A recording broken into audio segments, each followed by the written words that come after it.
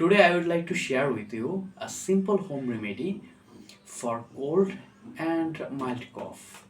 It needs only three ingredients: turmeric powder, a little salt, and rice starch, which is the leftover water or pasty from boiled rice. Half teaspoon of turmeric powder, then sprinkle a small pinch of salt.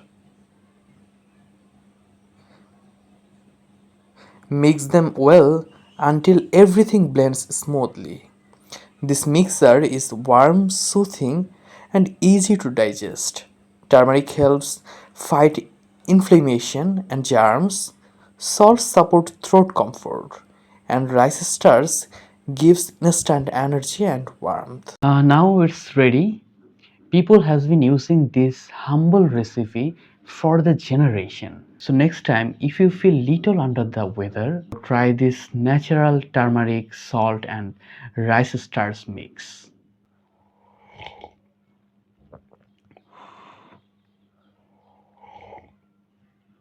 Really, it's not very delicious, but not bittering even. If you can mix the perfect ingredient, it's good.